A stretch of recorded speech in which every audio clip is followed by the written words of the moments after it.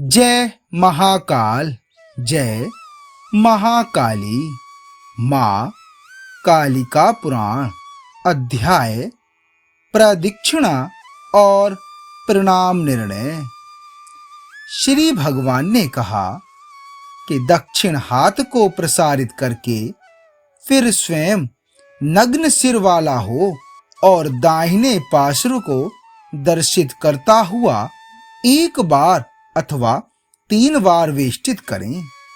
इसके करने से देवी को प्रीति हुआ करती है और जो 108 बार देवी की प्रदक्षिणा किया करता है वह पुरुष अपनी समस्त कामनाओं को प्राप्त करके पीछे अंत समय में मोक्ष की प्राप्ति का लाभ किया करता है।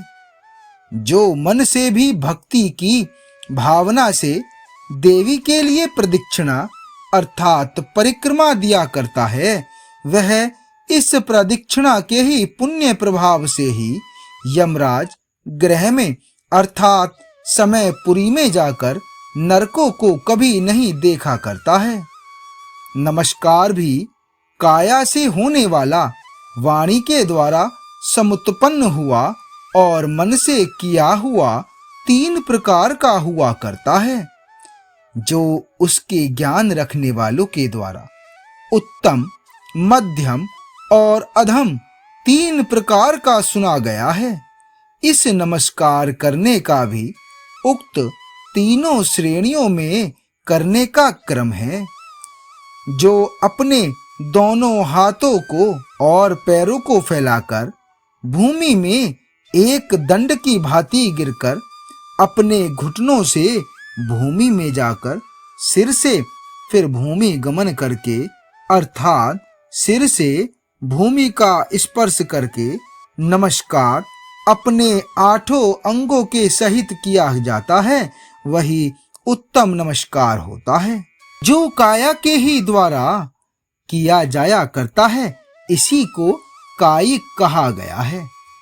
जो अपने घुटनों से भूमि का स्पर्श करके और सिर से पृथ्वी का स्पर्श करके किया जाता है वह नमस्कार मध्यम श्रेणी कायिक कहा गया है। जो अपने दोनों करों को जोड़कर किसी प्रकार से अपने सिर में ही लगाकर नमस्कार किया जाता है और जिसमें घुटनों और मस्तक को भूमि में स्पर्श नहीं करके ही किया जाता है वह नमस्कार अधम कोटि का कहा जाया करता है। ये 3 तरह के नमस्कार काया से किए जाने वाले होते हैं तथा जो नमस्कार गद्य तथा पद्य के द्वारा घटित करके किया जाता है और भक्ति की भावना से होता है वह वाचिक अर्थात वाणी के द्वारा किए जाने वाले उत्तम श्रेणी का नमस्कार किया जाया करता है। वह सदा ही वाणी के द्वारा किया हुआ मध्यम कोटि का नमस्कार होता है और जो मनुष्य के वाक्य के ही द्वारा सदा नमस्कार किया जाता है। अतः हे पुत्रों, वह वाणी से ही किया हुआ अधम श्रेणी वाला नमस्कार समझना चाहिए।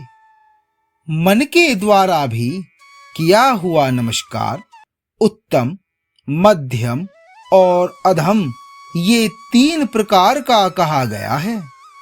जो मन को पूर्णतया संलग्न करके किया जाए तथा आधे मन से केवल खाना पूरी ही की जाए अथवा मन को इष्टवत न करके ही किया जाया करता है, ये 3 प्रकारों वाला अर्थात उत्तम, मध्यम और अधम मानस नमस्कार होता है। इन तीनों प्रकार के नमस्कारों में कायिक अर्थात शरीर के द्वारा किए जाने वाला नमस्कार ही उत्तम होता है। कायिक नमस्कारों से ही देवगण नित्य परम प्रसन्न हुआ करते हैं। यह ही नमस्कार जो दंड आदि के द्वारा प्रतिनामों से पूर्व में प्रतिपादित किया गया है उसी को प्रणाम जान लेना चाहिए। आगे का अध्याय नैवेद्य अर्पण। जय महाकाल, जय महाकाली।